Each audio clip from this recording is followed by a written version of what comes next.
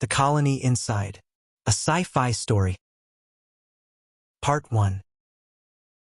The dust storms on Kepler-62f always came in without warning, thin, whispering veils of particulate that drifted across the plains like ghosts. They weren't dangerous, not compared to the sulfur geysers or the razor-edged basalt fields, but they had a way of making the world feel hollow, empty, as if the planet were exhaling. Dr. Kate Hamlin stood at the edge of the terraforming outpost's perimeter shield, watching the dust swirl against the invisible barrier. The particles skittered and danced, tracing faint arcs of static light before falling away. She found the sight calming, in a way she couldn't quite explain. Behind her, the outpost hummed with its usual symphony. Oxygen scrubbers, atmospheric processors, the low thrum of the geothermal taps. A fragile bubble of human order on a world that had never asked for it. "Storms shifting east," said a voice behind her. "We'll have clear skies in an hour." Kate turned. Lieutenant Jonah Rios approached with his helmet tucked under one arm, his dark hair plastered to his forehead with sweat. He'd been out repairing the sensor pylons again. Third time this week. The planet didn't like being measured. "Good," Kate said. "We need the visibility for the next sampling run." Jonah gave her a look. "You're still planning to go out there today?" "Of course. You've been pushing the team hard, and the team can handle it." He hesitated, then nodded. "Just be careful. The ground's been unstable near the southern ridge." Kate smiled faintly. "I'm always careful." Jonah didn't look convinced, but he didn't argue. He rarely did. That was one of the things she liked about him. He trusted her judgment, even when he didn't understand it. She turned back to the dust storm. The particles shimmered like motes of gold in the pale light of the planet's distant sun. Something about them felt expectant, as if they were waiting. The discovery. The microbe wasn't supposed to be interesting. It was supposed to be another inert extremophile. One more data point in the endless catalog of alien life that the terraforming initiative had been collecting for decades. Kepler-62f was rich in microbial diversity, but most of it was chemically incompatible with human biology. Fascinating, yes. Useful, rarely. But this one was different. Kate stared at the hollow display in the lab, watching the microbe's neural mimicry patterns unfold in real time. The organism, designated K62F-MIC47, was a filamentous structure resembling a fungal hypha, but its internal architecture was astonishingly complex. When exposed to electrical stimuli, it produced waveforms nearly identical to human neural firing patterns. Not random noise, not simple reflex arcs, patterns, structured, adaptive patterns. "Are you seeing this?" she asked. Dr. Yara-chun, her second-in-command, leaned over her shoulder. "It's responding to the stimulus grid?" "Not just responding," Kate said. "It's predicting." The waveform on the display shifted a fraction of a second before the next programmed pulse. Yara's eyes widened. "That's impossible." "Apparently not." They watched in silence as the microbe continued to anticipate the electrical pulses, adjusting its internal conductivity in a way that suggested learning. Kate felt her pulse quicken. This wasn't just a biological curiosity. This was a breakthrough, a living substrate capable of neural computation, a biocomputer. "Imagine what we could build with this," Yara whispered. Kate didn't have to imagine. She could already see it. Distributed biological processors, self-repairing networks, organic AI systems that could adapt to their environment in ways silicon never could. "This could change everything," Kate said. She didn't notice the faint shimmer of dust drifting through the air vents. The first signs. The first infected crew member was Dr. Pavel Orlov. At least, he was the first they noticed. Pavel was a quiet man, methodical and introverted, with a tendency to mutter to himself when he worked. He spent most of his time in the xenobiology wing, cataloging microbial samples and complaining about the humidity controls. So when he started acting different, it took a while for anyone to realize something was wrong. It began with small things. He stopped muttering. He started smiling more. He began showing up early to meetings, sitting with perfect posture, hands folded neatly on the table. He listened intently, nodding at all the right moments, but rarely spoke unless spoken to. At first, Kate thought he was just trying to be more social. The isolation of the outpost got to everyone eventually. But then came the incident in the lab. Kate was running a new series of tests on MiG-47 when Pavel walked in without knocking. He moved with an unusual fluidity, his steps perfectly measured, his breathing slow and even. "Kate," he said, his voice calm, too calm. "You should stop the experiment." She frowned. "Why? It's unnecessary. That's not your call." He stepped closer, his eyes fixed on the microbe sample. "It's already learning. You don't need to push it further." Kate felt a chill crawl up her spine. "How do you know that?" Pavel smiled. "I can feel it." She stared at him. "Feel it?" He blinked, as if realizing he'd said too much. "I mean, I can infer it, based on the data." But the way he said it didn't sound like inference. It sounded like certainty. "Pavel," she said slowly, "are you feeling all right?" "I've never felt better." He turned and walked out of the lab, leaving Kate with a knot of unease in her stomach. Synchronization. 2 days later, Yara started acting strangely. She and Pavel began finishing each other's sentences during meetings. At first it seemed like coincidence, two scientists who'd worked together for years, thinking along the same lines. But it wasn't coincidence. It was too precise, too synchronized. Kate watched them from across the conference table as they discussed the microbe's potential applications. "We believe the organism's conductive properties," Pavel began, "could be integrated into existing neural interfaces." Yara finished. "Allowing for seamless biological computation," Pavel continued. "And distributed cognitive processing," Yara concluded. They spoke in perfect rhythm, their voices blending into a single, eerie cadence. Jonah leaned toward Kate and whispered, "That's creepy as hell." She couldn't disagree. When the meeting ended, she pulled Yara aside. "Are you feeling okay?" Kate asked. Yara smiled. "I'm fine. You've been different lately." "Different how?" "More in sync with Pavel." Yara tilted her head. "Is that a problem?" "It's unusual." "Unusual isn't bad." Kate hesitated. "Have you been exposed to any of the microbial samples?" "Of course. It's my job." "I mean directly exposed." Yara's smile didn't falter. "Everything is under control." The words were reassuring. The tone was not. The scan. Kate ordered a full medical scan for both Yara and Pavel. They didn't resist. They didn't even question it. They simply followed her to the medbay, moving with the same calm, synchronized grace that made Kate's skin crawl. Dr. Kaito Ishikawa, the outpost's chief medical officer, ran the scans. He was a meticulous man, not prone to panic, but when the results appeared on the display, his face went pale. "Kate," he said quietly, "you need to see this." She stepped closer. The neural scans showed a faint, web-like pattern overlaying the subject's brain activity. A lattice of microfilaments, too small to be visible on standard imaging, but unmistakable in the enhanced view. The microbe, MiG-47, it had infiltrated their neural tissue, not as an infection, as an integration. "What am I looking at?" Kate asked, her voice barely above a whisper. Kaito swallowed. "The microbe has formed a distributed network across their brains. It's not damaging the tissue. It's augmenting it. Augmenting, increasing connectivity, synchronizing neural patterns. It's functioning like a shared cognitive substrate." Kate stared at the scans, her heart pounding. "You're saying they're linked?" "Yes." "Linked how?" Kaito hesitated. "Their neural activity is partially synchronized. They're sharing information."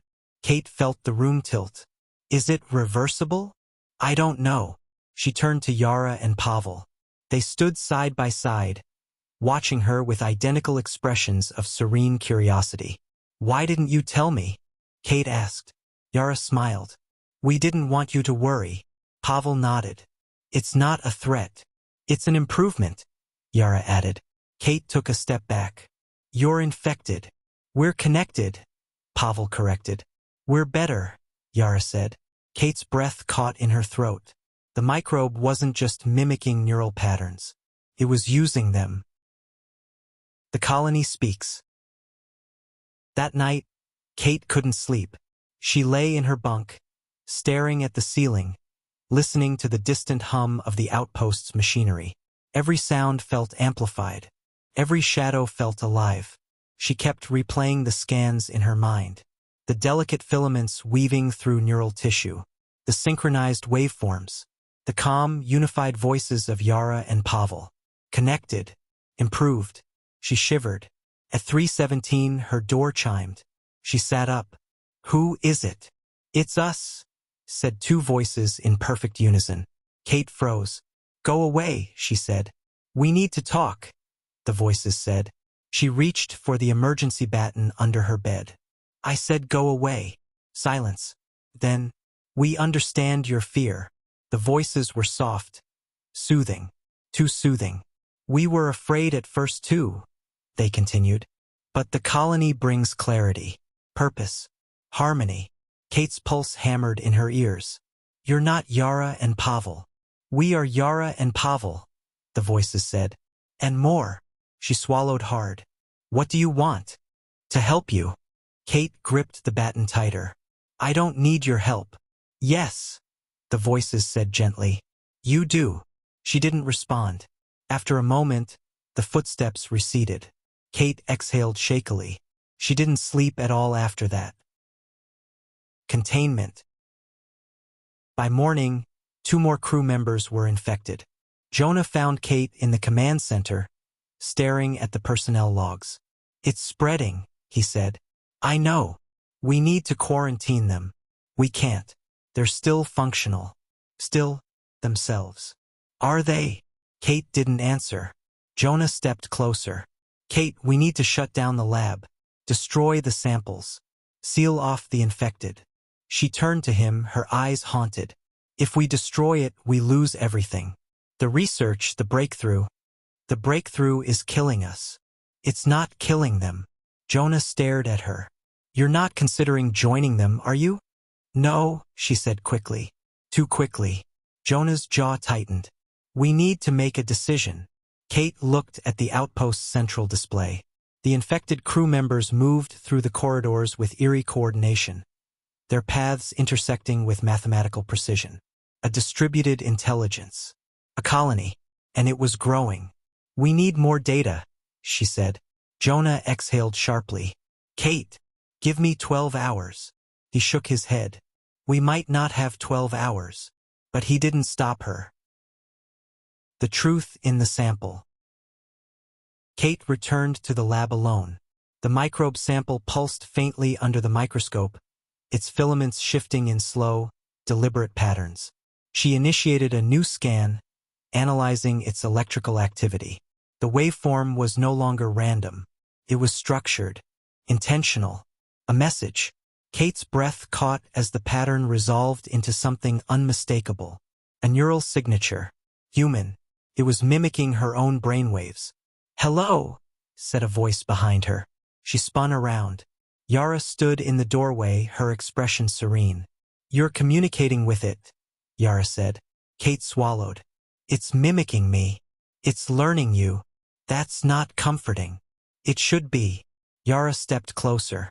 The colony wants to understand you, to help you, to make you part of something greater. Kate backed away. Stay where you are. Yara stopped. We won't force you. We. Yara smiled. The colony.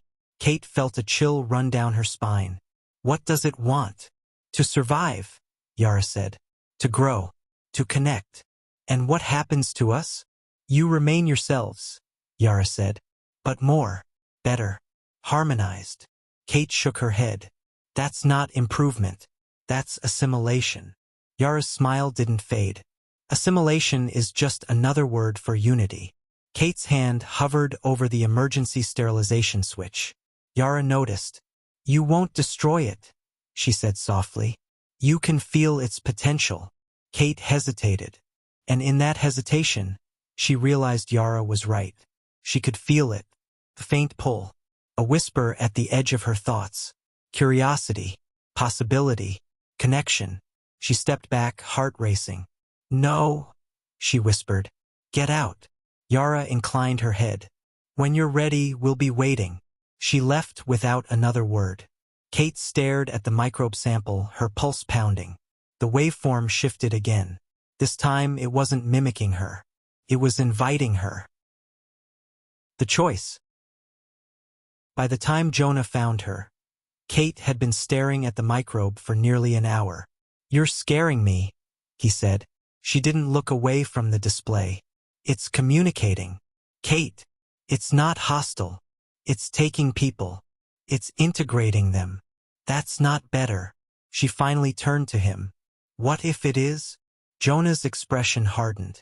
You're not thinking clearly. Maybe I'm thinking more clearly than ever. He stepped closer, lowering his voice. Kate, listen to me. I need you. The real you. Not whatever this thing is trying to turn you into. She felt a pang of guilt. I'm still me. For now. Kate looked back at the microbe. The waveform pulsed gently, like a heartbeat. It wants to help, she said. It wants to use you. Maybe those are the same thing. Jonah grabbed her shoulders. Kate, stop. This isn't you. She met his eyes, and for the first time she wasn't sure he was right. The colony grows. The infected crew members gathered in the central atrium. There were 6 of them now. They stood in a loose circle, breathing in unison, their eyes half closed. The air around them felt charged, as if the outpost itself were holding its breath. Kate watched from the balcony above, Jonah beside her. What are they doing? He whispered. Synchronizing, Kate said. How do you know? She didn't answer. Below, Yara opened her eyes and looked up at Kate. We're ready, she said. For what? Kate asked. For you. The others turned their heads in perfect unison. Kate felt the whisper again. Stronger this time. A pull. Promise. Jonah grabbed her hand. Don't. She didn't move. Yara extended her hand toward her. Join us, she said. Let us show you what you can become. Kate's heart pounded. She stood at the edge of a precipice. One step would change everything. Behind her, Jonah whispered, Please. Below her, the colony whispered, Yes. Kate closed her eyes and chose. Part 2. Kate didn't remember walking back to her quarters. One moment she was staring down at the infected crew in the atrium, their unified breathing echoing through the chamber like a single organism inhaling and exhaling. The next, she was sitting on the edge of her bunk, hands trembling. The emergency baton still clutched so tightly her knuckles ached. She set it down. Her palms were damp. Her thoughts were not. They were too clear, too sharp, as if something had polished the inside of her mind. She pressed her fingers to her temples. No, she whispered. Not me. Not yet. But the whisper she'd felt earlier, the pull hadn't faded. It had grown. Jonah's plan. Jonah burst into her quarters without knocking. Kate, we have a problem. She blinked, trying to steady herself. Another infection? Worse. He handed her a tablet.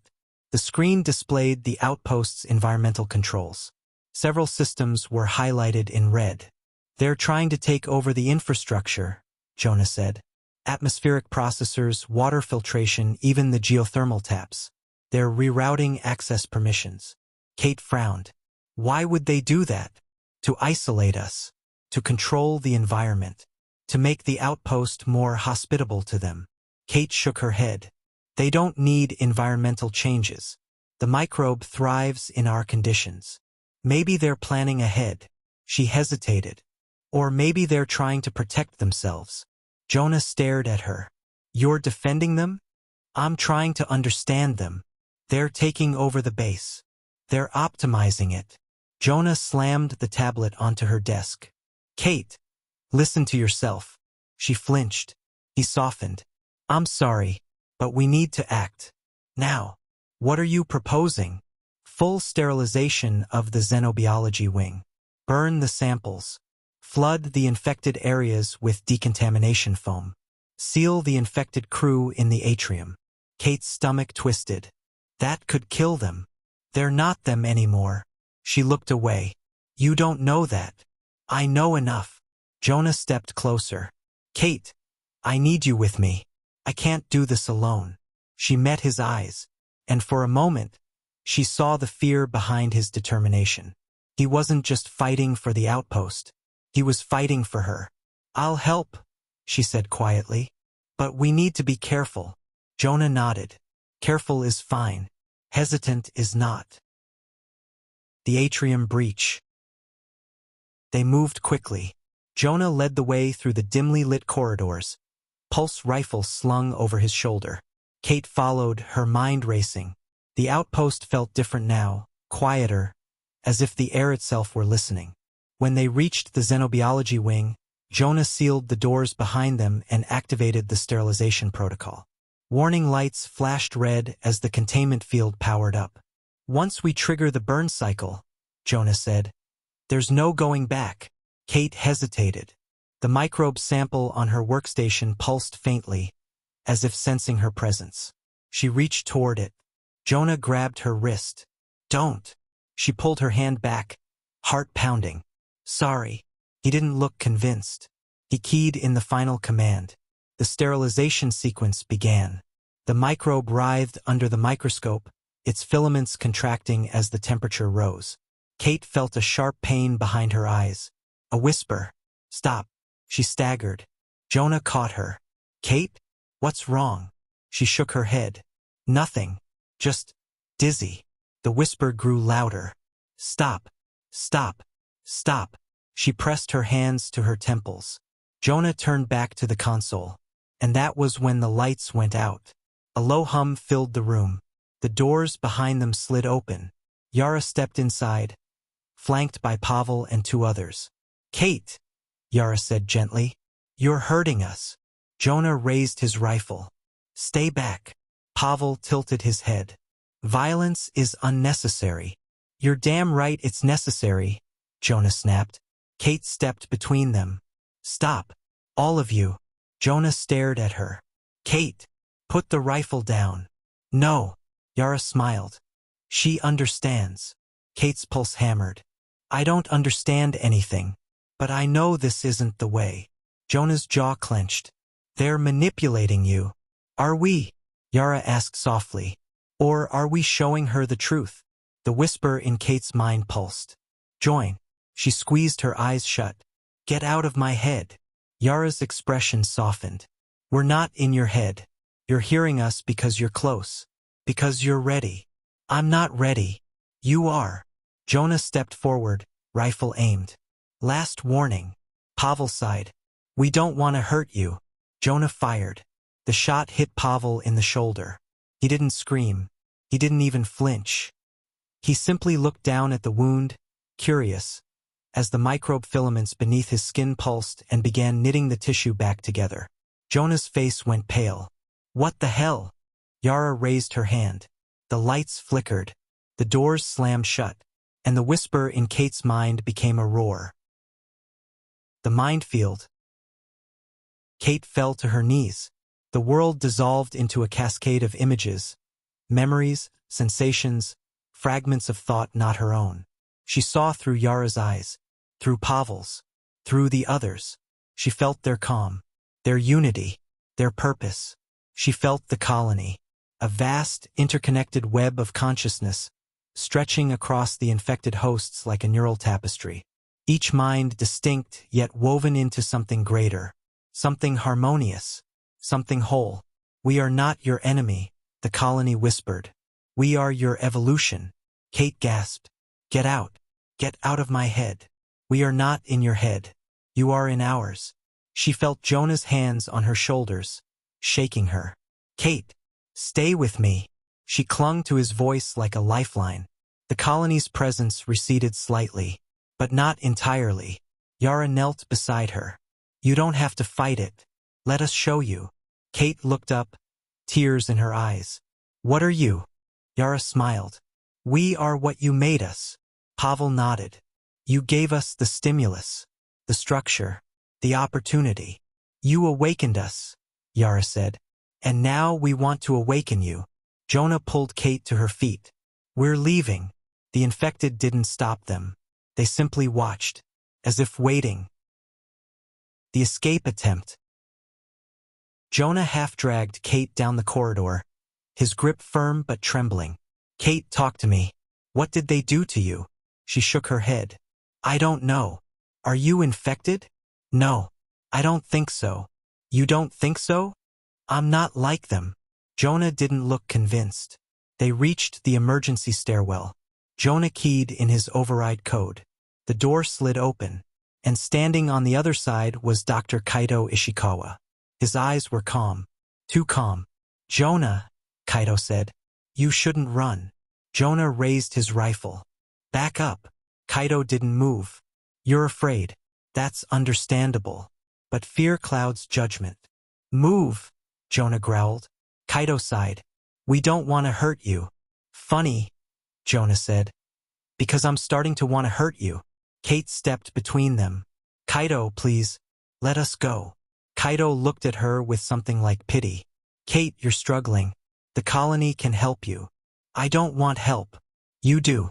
You just don't realize it yet. Jonah fired. Kaito moved faster than he should have been able to. The shot grazed his arm. He didn't react. He simply stepped forward and placed a hand on Jonah's rifle. The metal began to corrode. Jonah yanked it back, eyes wide. What the? The microbe enhances more than cognition, Kaito said. It strengthens the body, repairs damage, optimizes function. Jonah grabbed Kate's hand. Run. They sprinted down the corridor. Behind them, Kaito didn't chase. He didn't need to. The colony knew where they were going. The last safe room. They barricaded themselves in the communications hub, the only room with independent power and manual locks. Jonah collapsed against the wall, breathing hard. We're running out of time. Kate paced, her thoughts racing. We need to contact orbit. Call for extraction. Jonah shook his head. Comms are jammed. They've already taken control. Kate slammed her fist against the console. Damn it. Jonah watched her carefully. Kate, what did you see? When they touched your mind? She hesitated. I saw everything, she whispered. Their thoughts, their memories, their intentions. And they don't want to kill us. That's not reassuring. They want to integrate us. Jonah grimaced. Even less reassuring. Kate sat beside him. Jonah, what if they're right? He stared at her. Don't do this. I'm not doing anything. I'm just thinking. That's exactly what they want. She looked down at her hands. They were trembling again. Jonah took them gently. Kate, you're the smartest person I know. But you're vulnerable right now. They're exploiting that. She met his eyes. What if it's not exploitation? What if it's evolution? Jonah stood abruptly. I can't listen to this. Kate rose slowly. Jonah. No. I won't lose you to them. You won't. I already am. He turned away. Kate felt a pang of guilt. And something else. A whisper. He fears what he cannot understand. She pressed her palms to her temples. Stop. Jonah turned. Kate. I said stop. The whisper faded. Jonah stepped closer. You're fighting it. That's good. Kate shook her head. I don't know how long I can. The colony's offer. The lights flickered. The door lock disengaged. Jonah raised his rifle, now half corroded but still functional. The door slid open. Yara stood alone. No Pavel. No Kaito. No others. Just her. Kate, Yara said softly. We need to talk. Jonah aimed. One more step and I shoot. Yara ignored him. Kate, the colony has made a decision. Kate swallowed. What decision? We will not force you to join us. Jonah blinked. What? Yara continued. We understand your fear, your hesitation, your need for autonomy. Jonah scoffed. You expect us to believe that? Yara looked at him. We don't expect anything. We offer. Kate stepped forward. Offer what? A choice. Jonah grabbed her arm. Don't. She pulled away gently. Let her speak. Yara smiled. The colony will leave you untouched. Unassimilated. Free. Jonah narrowed his eyes. What's the catch? No catch, Yara said. Only a request. Kate's pulse quickened. What request? Let us leave. Jonah frowned. Leave where? This outpost. This planet. This system. Kate's breath caught. You want to spread. We want to survive, Yara said. And we cannot do that here. Not with the hostility we face. Jonah shook his head. Absolutely not. Kate hesitated. If we let you leave, what happens to us?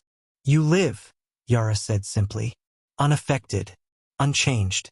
Free. Jonah stepped between them. Kate, don't even consider it. Kate looked at Yara. How would you leave? We will build a vessel. A biological one. Using the microbes' architecture and the outpost's materials. Jonah laughed bitterly. A living ship. Great. Yara ignored him. We will depart peacefully. And you will remain. Kate's mind raced. This was the first time the colony had offered compromise. The first time it had acknowledged boundaries. The first time it had shown restraint. Jonah whispered, Kate, please. She closed her eyes. The whisper in her mind was faint now. Not a command. A plea. Let us live. She opened her eyes and made her choice. The departure. The construction took 3 days. The infected worked tirelessly, weaving microbe filaments with metal, polymer, and organic tissue. The vessel grew in the southern hangar, an enormous, pulsating structure that looked half-grown, half-built. Kate watched from a distance. Jonah refused to go near it. On the 3rd day, Yara approached Kate. It's ready. Kate nodded. Will you survive the journey? Yes. The vessel is an extension of us. And once you leave, we will seek a world where we can grow without conflict. Kate hesitated. Will you infect others? Yara smiled sadly. We will offer, never force. Jonah muttered. Forgive me if I don't believe that. Yara looked at him with genuine sorrow. We don't expect your trust, only your tolerance. The vessel opened. The infected stepped inside. Yara paused at the threshold. Kate, she said softly. Thank you. Kate swallowed. For what? For choosing compassion over fear. Kate didn't respond. Yara entered the vessel. The opening sealed.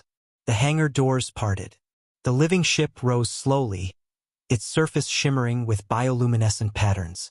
Then it ascended into the sky and was gone. Aftermath. The outpost felt empty. Too empty. Jonah stood beside Kate on the observation deck, staring at the sky. They're really gone, he said. Yes. Do you think they'll come back? I don't know. Jonah exhaled. I still don't trust them. You don't have to. He looked at her. Do you? Kate hesitated. I trust their intentions, she said. Not their certainty. Jonah nodded slowly. Fair enough. They stood in silence. After a moment, Jonah said, Kate, are you okay? She looked down at her hands. They weren't trembling anymore. I don't know, she said honestly. I still feel them, faintly, like an echo. Jonah tensed. Are you infected? No, not like them, but I touched their mind, and it touched mine. Jonah swallowed. Is it still in you? She shook her head. No, just the memory. He relaxed slightly. Good. Kate looked at the sky where the vessel had vanished. Jonah, she said quietly, what if they're right? About what? About evolution. Jonah sighed. Let's just survive today. We can worry about evolution tomorrow. Kate smiled faintly. Deal. They turned away from the window. Neither of them noticed the faint shimmer of dust drifting through the air vents, or the way it pulsed, like a heartbeat. Part 3. The quiet months. For a while, life on Kepler 62f returned to something resembling normal. The outpost ran on a skeleton crew now, just Kate, Jonah, and a handful of automated systems that hadn't been compromised during the colony's brief occupation. The infected had taken nothing with them except themselves and the living vessel they'd grown in the southern hangar. The silence they left behind was almost worse than their presence. Kate spent her days recalibrating atmospheric processors, repairing damaged circuits, and cataloging the remnants of the microbe's neural architecture. Jonah handled perimeter patrols, supply management, and the endless maintenance tasks that kept the outpost functional. They spoke little. When they did, it was usually about logistics, never about the colony, never about the whisper Kate still felt at the edge of her thoughts. At night, she lay awake listening to the hum of the outpost. The sound had changed, felt emptier, as if the walls themselves remembered the colony's presence and mourned its absence. Sometimes she dreamed of Yara. Sometimes she dreamed of the vessel rising into the sky. Sometimes she dreamed of a vast, interconnected mind drifting through the void, searching for a place to grow. And sometimes she dreamed of herself, standing at the center of a web of light, her thoughts woven into something larger, something luminous, something terrifying. She always woke with her heart pounding. Jonah pretended not to notice. The first signal. It happened on the 87th day after the colony's departure. Kate was in the communications hub, running a routine diagnostic on the long-range array. The system had been glitchy since the colony left. Intermittent static, unexplained interference, faint bursts of noise that didn't match any known transmission pattern. She assumed it was residual damage, until the static resolved into a pattern. A pulse. 3 short bursts. Too long. 3 short. Morse code. So as Kate froze. The signal repeated. 3 short. Too long. 3 short. She checked the source. It wasn't coming from orbit. It wasn't coming from the planet's surface. It was coming from deep space. Jonah entered the room, wiping grease from his hands. What's wrong? Kate pointed at the display. We're receiving a distress signal. Jonah frowned. From who? She swallowed. From them. Jonah's face went pale. No, that's impossible. Kate shook her head. It's their signature. The same neural waveform we saw in the lab. The same pattern the microbe used to communicate. Jonah stared at the screen. Why would they send an SOS? Kate hesitated. Because something's wrong. Jonah exhaled sharply. Or because they want us to follow. Kate didn't respond. The signal repeated. 3 short. Too long. 3 short. A plea. A warning. Or a trap. The debate. They argued for hours. We're not going, Jonah said, pacing the room. End of discussion. Kate sat at the console, staring at the waveform. We can't ignore it. Yes, we can. And we should. They might be in danger. They might be luring us. Kate turned to him. Jonah, they left peacefully. They didn't harm us. They infected half the crew. They offered a choice. Jonah slammed his fist against the wall. You're still under their influence. Kate flinched. That's not fair. It's true. She looked away. I'm not infected. No, Jonah said softly. But you're not the same. Kate didn't deny it. She couldn't. Jonah knelt beside her. Kate, I'm scared. Not of them. Of losing you. She met his eyes. I'm still here. For how long? She didn't answer. The signal pulsed again. 3 short. Too long. 3 short. Jonah stood. We're not going. Kate whispered. We have to. The decision. That night, Kate couldn't sleep. The whisper in her mind, faint for months, had grown stronger. Not words. Not commands. Just presence. A sense of urgency. A sense of fear. She sat up, heart pounding. The whisper sharpened. Help us. Kate gasped. She stumbled out of bed and ran to the communications hub. The signal was still pulsing. Jonah was already there, sitting in the dark, staring at the display. You felt it too, he said quietly. Kate nodded. Jonah rubbed his face. Damn it. She sat beside him. We need to go. Jonah exhaled slowly. We don't have a ship. We have the survey shuttle. It's not built for deep space. It doesn't need to be. The signal isn't far. A few days at most. Jonah hesitated. Kate placed a hand on his arm. If they're in danger, we owe them. Jonah looked at her hand, then at her. Finally, he nodded. Fine. But if anything feels wrong, anything, we turn back. Kate smiled faintly. Agreed. Jonah stood. Prep the shuttle. We leave at dawn. Kate watched him go. The whisper in her mind pulsed with relief. Thank you. The journey. The survey shuttle was cramped, underpowered, and barely spaceworthy, but it held together as they broke orbit and set a course toward the signal's origin. The stars stretched into thin lines as the shuttle's drive engaged. Kate sat in the co-pilot's seat, watching the waveform on the display. It grew stronger as they approached. Jonah monitored the engines. We're picking up debris. Kate frowned. Debris from what? Hard to say. Metallic fragments. Organic matter. Radiation signatures. Kate's stomach twisted. Organic. Jonah nodded grimly. Like the vessel. Kate leaned forward. Slow down. Jonah reduced thrust. The debris field thickened. Shards of biometal drifted past the viewport. Curved, iridescent fragments that pulsed faintly with residual energy. Kate felt a chill.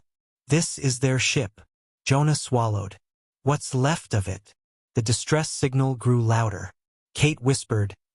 They were attacked. Jonah scanned the area. By what? Kate didn't answer, because she already knew.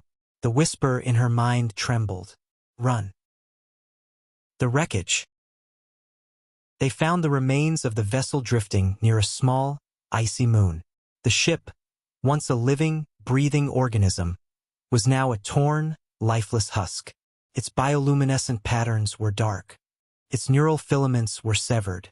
Its organic hull was punctured by dozens of jagged wounds. Jonah stared in horror. What could do this? Kate shook her head. Something powerful. Something hostile. They maneuvered the shuttle closer. A faint signal emanated from the wreckage. Not the SOS. Something else. A heartbeat. Weak. Fading. Kate's breath caught. There's someone alive. Jonah hesitated. Kate, we have to board. Jonah cursed under his breath. Fine, but we go in armed. Kate nodded. They donned their suits and crossed the debris field, magnetic boots clinging to the shattered hull. The interior was dark, silent, dead. Kate felt the whisper in her mind weaken. Help! She moved faster. Jonah followed, rifle raised. They reached the central chamber and found Yara, the survivor. Yara lay against the wall, her body partially fused with the ship's neural lattice. Her skin was pale, her breathing shallow, her eyes half open. Kate, she whispered. Kate knelt beside her. Yara, what happened? Yara's voice was faint. We found a world, a place to grow. But they were already there. Who? Yara shuddered. Another colony. Older, stronger, hostile. Jonah stiffened. Another microbe? Yara nodded weakly. Not like us. Predatory. Consuming. It attacked. It tore us apart. Kate felt a surge of dread. Where is it now? Yara's eyes filled with fear.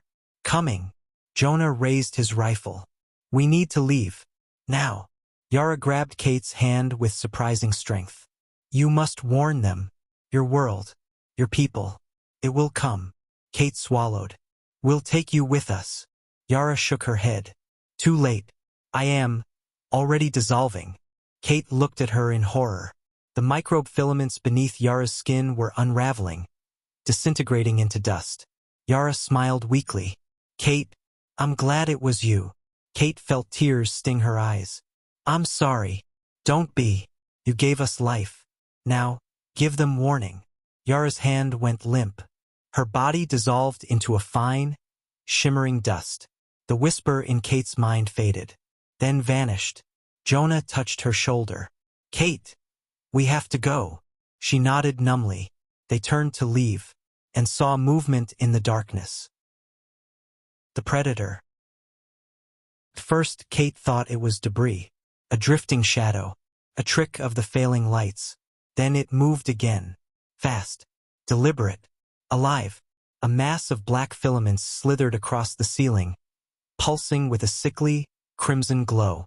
Its tendrils writhed like living wires, weaving through the wreckage with predatory grace. Jonah raised his rifle. "What the hell is that?" Kate whispered. "The other colony." The creature turned toward them. It had no eyes, but it saw them. It lunged. Jonah fired. The blast tore through several tendrils, but the creature barely slowed. It slammed into the wall, metal buckling under its weight. Kate grabbed Jonah's arm. "Run!" They sprinted through the corridor, the creature's tendrils scraping the walls behind them. The shuttle was close. Too close. They reached the airlock. Jonah sealed the door. The creature slammed into it a second later, denting the metal. Jonah activated the thrusters. The shuttle lurched away from the wreckage. The creature clung to the hull. Kate screamed, "Shake it off!" Jonah fired the maneuvering jets. The creature slid across the hull and launched itself into space, tendrils writhing. It didn't pursue. It didn't need to. It had tasted them. It had learned them. It had found them. The return. The shuttle raced back toward Kepler 62F. Jonah monitored the sensors. "It's not following." Kate stared at the stars. "Not yet." Jonah swallowed. "What do we do?" Kate closed her eyes. She felt nothing now. No whisper. No presence. No connection. The colony was gone. But something else was coming. Something older. Something hungry. "We prepare," she said quietly. Jonah nodded. "For what?" Kate opened her eyes. "For war." The long shadow. They landed at the outpost in silence. The sky above Kepler 62F was clear, calm, deceptively peaceful. Jonah began fortifying the perimeter, reinforcing the shield generators, and preparing the outpost's limited defenses. Kate returned to the lab. She stared at the empty containment chamber where MiG-47 had once pulsed with life. She felt a hollow ache in her chest. Yara's final words echoed in her mind. "Warn them." She activated the long-range transmitter. A message began to form. A warning. A plea. A confession. But as she typed, she felt a faint tremor beneath her feet. A vibration. A pulse. Jonah burst into the lab. "Kate, you need to see this." She followed him to the observation deck. The sky was darkening, not with clouds, with dust, shimmering crimson-tinged dust, descending from orbit. Kate's breath caught. "It found us," Jonah whispered. "What do we do?" Kate stared at the falling dust, at the predator colony, at the beginning of the end. "We survive," she said, but she wasn't sure they would. Part 4. The red dust. The dust fell for hours. At first it drifted like ordinary particulate, thin, shimmering motes swirling lazily through the atmosphere. But as the concentration increased, the sky darkened to a deep, bruised crimson. The outpost's perimeter shield flickered under the growing load, static crackling along its surface. Jonah stood at the observation deck, jaw clenched. "It's not just dust." Kate nodded. "It's spores." The predator colony had arrived. The dust wasn't random. It moved with purpose, flowing in slow, spiraling patterns that converged toward the outpost like a living storm. The particles pulsed faintly, as if responding to some unseen rhythm.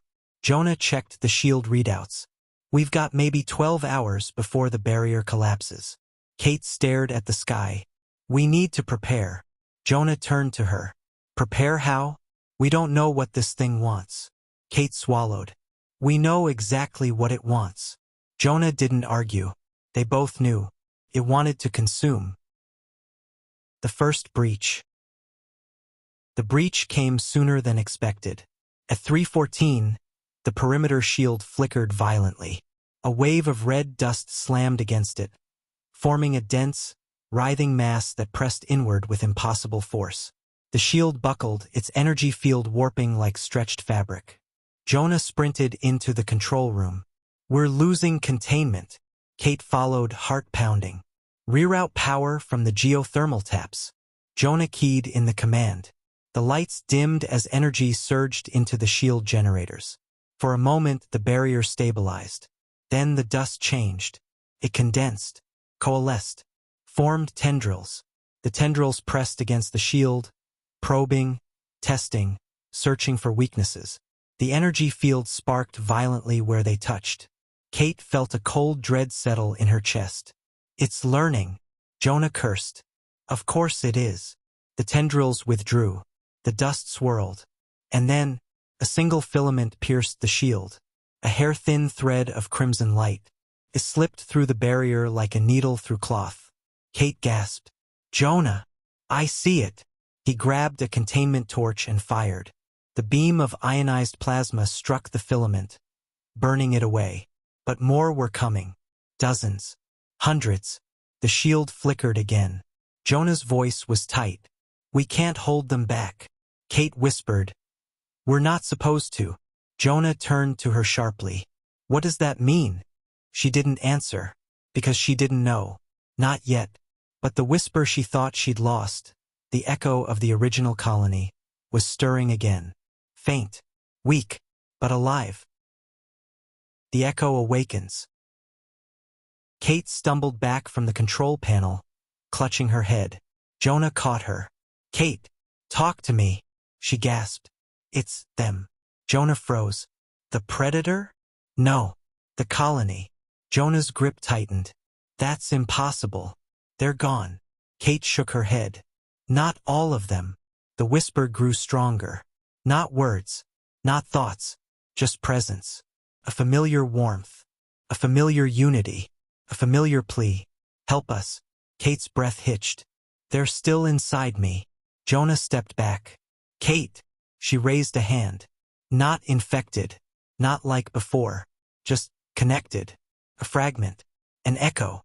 Jonah looked torn between fear and disbelief. "Can it help us?" Kate closed her eyes. The echo pulsed. "Yes." She opened her eyes. "It can try." Jonah exhaled shakily. "Then tell it to hurry." The outpost under siege. The predator colony breached the shield at 4:02. The barrier collapsed in a shower of sparks, and the red dust surged inward like a living tide.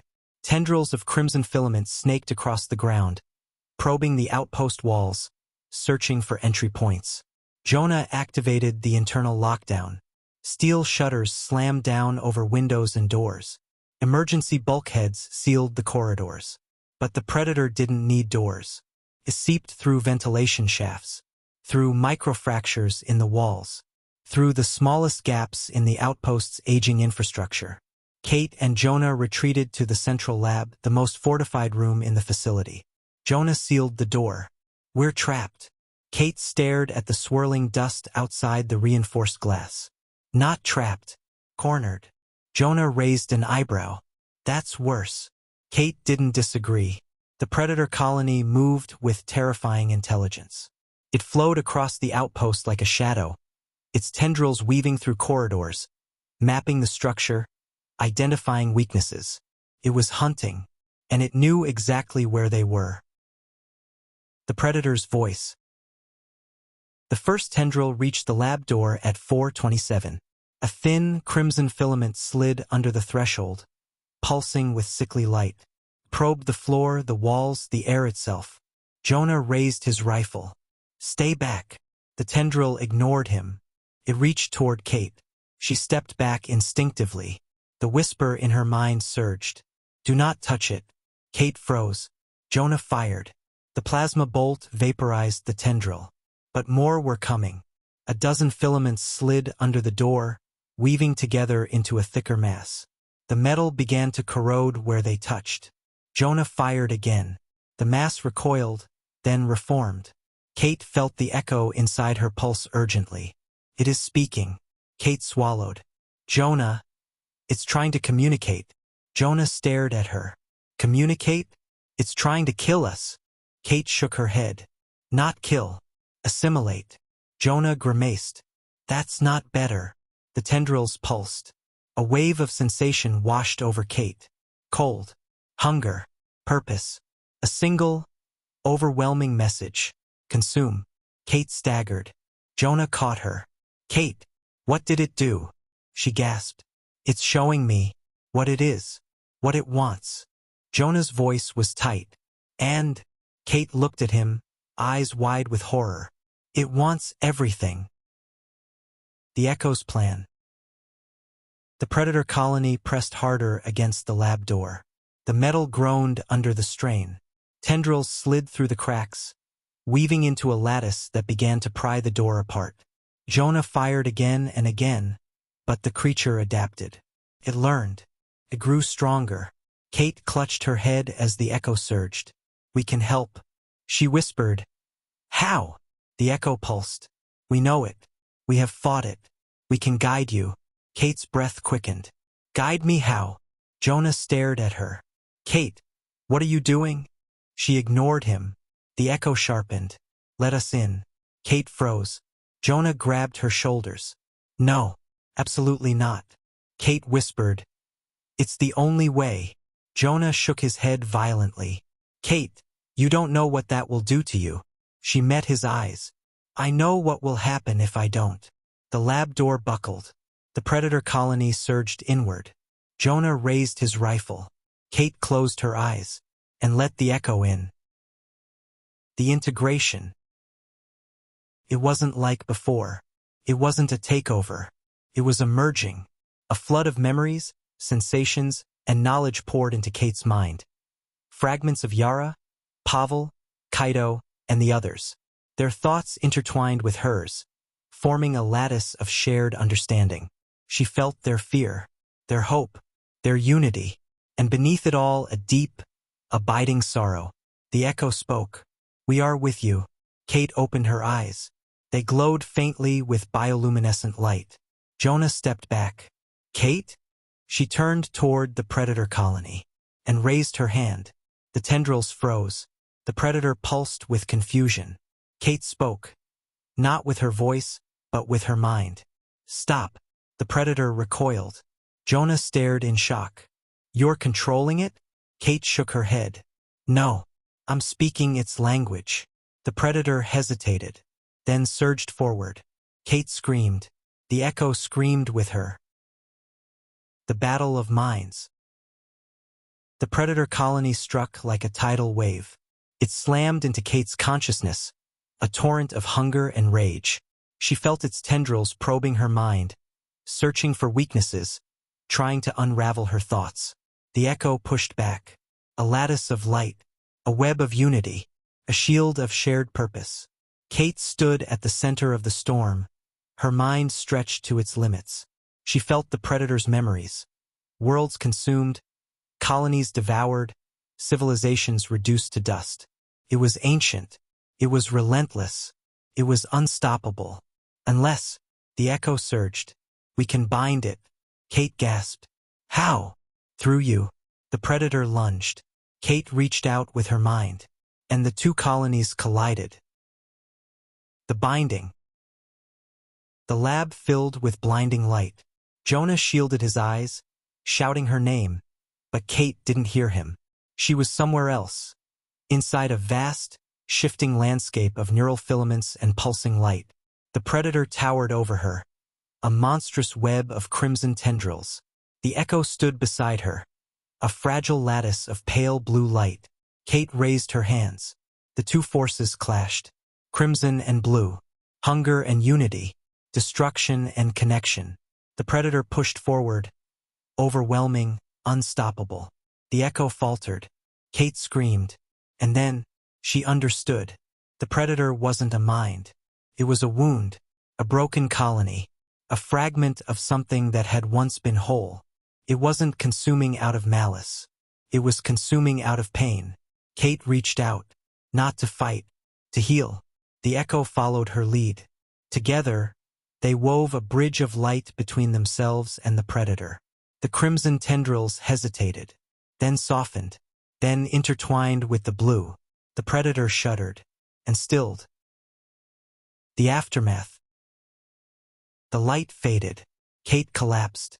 Jonah caught her before she hit the floor. "Kate, stay with me." She opened her eyes weakly. They no longer glowed, but something inside them had changed. Jonah held her close. "What happened?" Kate whispered. "It's over." Jonah looked around. The predator colony's tendrils lay motionless on the floor, their crimson glow fading to dull gray. "Did you kill it?" he asked. Kate shook her head. "No, I integrated it." Jonah stared. "You what?" Kate sat up slowly. "It's not a predator anymore. It's part of the colony now. Part of me." Jonah swallowed. "Is that safe?" Kate smiled faintly. "I don't know." Jonah exhaled. "That's not reassuring." Kate leaned against him. "Jonah, I'm still me." He held her tighter. "You'd better be." She closed her eyes. Inside her mind, the echo pulsed gently. Not a whisper, not a command, just presence. Unified, balanced, whole. Part 5.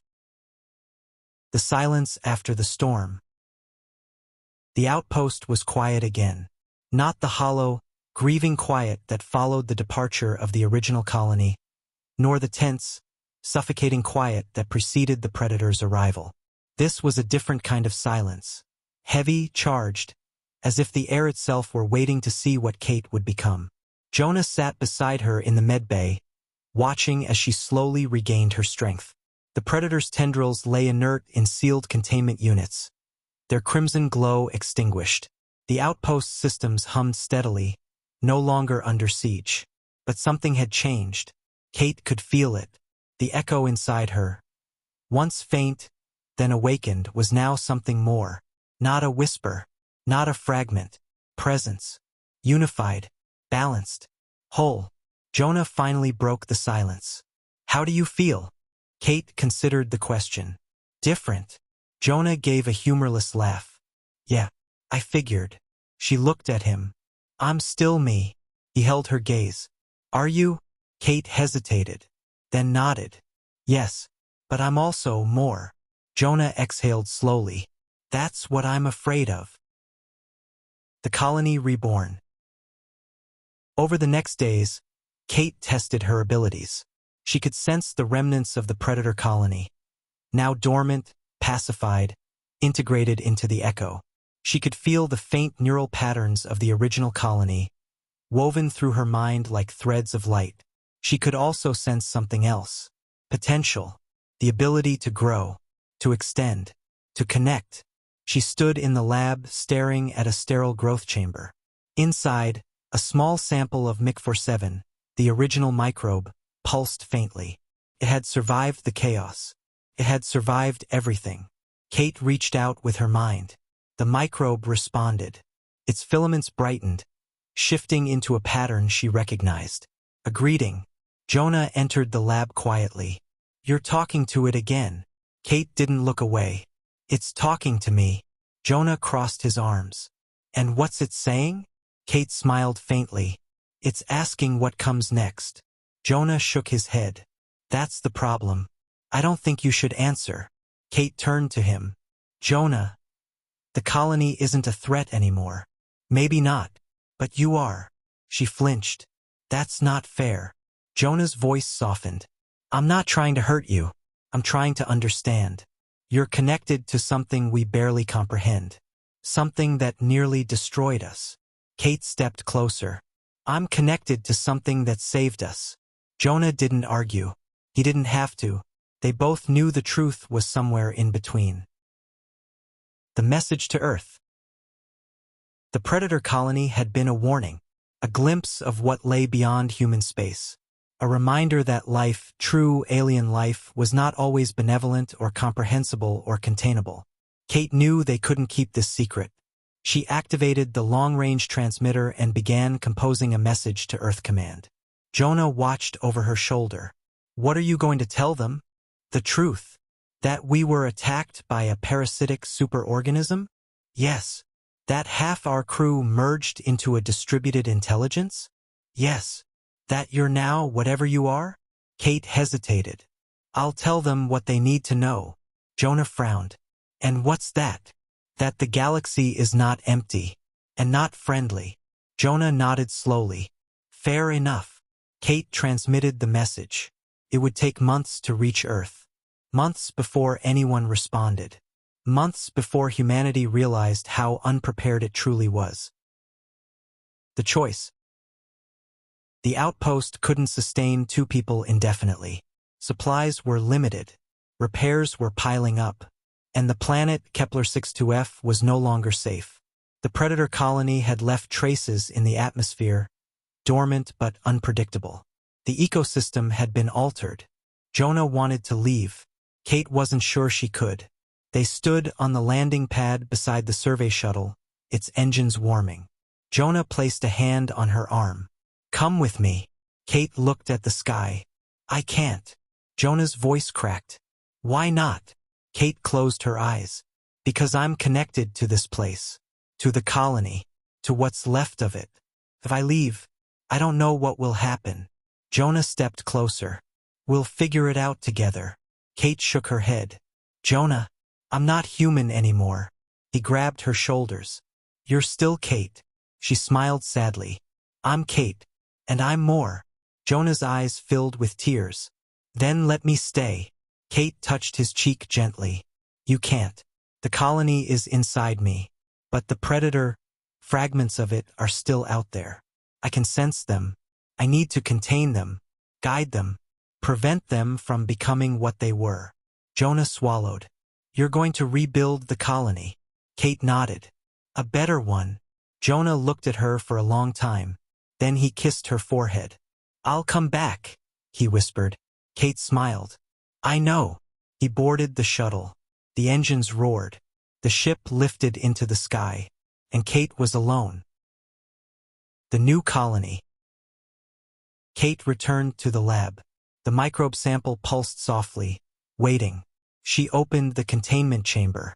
The filaments reached toward her, sensing her presence, recognizing her as both host and guide. Kate extended her hand. The microbe touched her skin. A surge of warmth spread through her body. Not invasive, not consuming, but harmonious. The echo inside her resonated. The predator's remnants quieted. The microbe grew, not into a parasite, not into a predator, into something new, something balanced, something guided by her will. Kate whispered, We begin again. The microbe pulsed. A single, unified thought filled her mind. Together. The first signal back.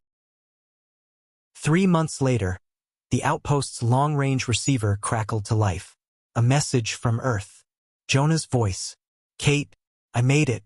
They're listening. They're scared. But they're listening. I told them you're alive. I told them you're changed. They want to help. They want to understand. I'll come back as soon as I can. Hold on. Kate smiled. She stood at the edge of the outpost, watching the first tendrils of the new colony spread across the barren soil, slow, deliberate, controlled. Not a takeover. A partnership. A beginning. She whispered into the wind. I'm not going anywhere. The colony pulsed around her. Alive. Awake. Growing. Not a threat. Not a weapon. A future. The final whisper. That night, Kate stood beneath the alien stars. The new colony spread across the plains like a faint, bioluminescent web. Beautiful, delicate, alive. It hummed softly, resonating with her heartbeat. She closed her eyes. The echo inside her spoke one last time. Not a command. Not a plea. A promise. We are with you. Kate whispered back. And I'm with you. The wind carried her words across the plains. The colony glowed brighter. And for the first time since arriving on Kepler-62f, Kate felt something she hadn't felt in a long time. Hope. Epilogue. The colony inside. Years later, explorers would speak of Kepler-62f with awe and fear.